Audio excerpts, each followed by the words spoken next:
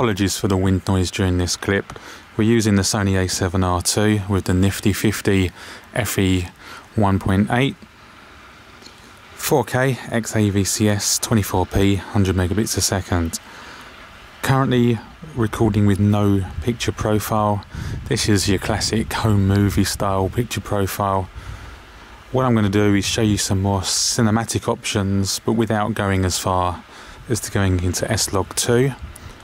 I'm going to use Cine 4, which is my preferred at the moment.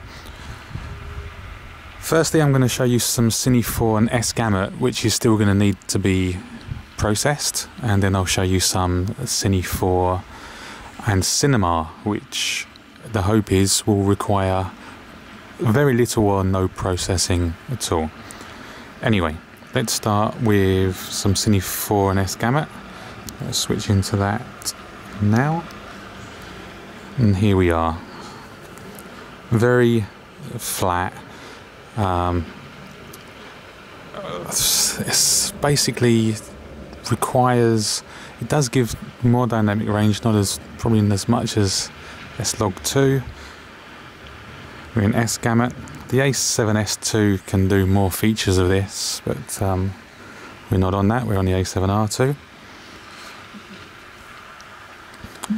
The ISO on this can be set to 200, so you can go much better on the ISO than S-Log2.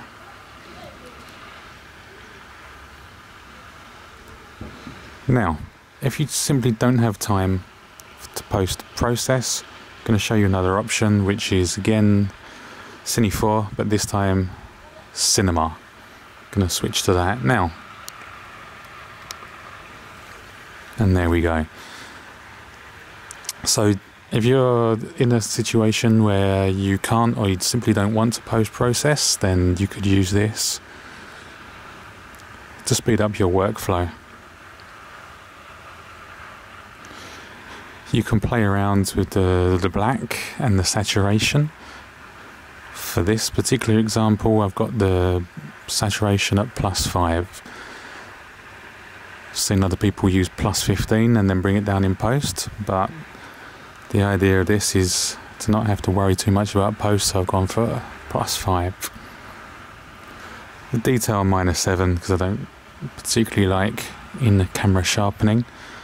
But if you really didn't want to do anything in post, then you could go to around -4. I'm on -7, which is the lowest you can go, but you could go to -4. So there we have it. Cine 4. As usual, guys, it's been emotional.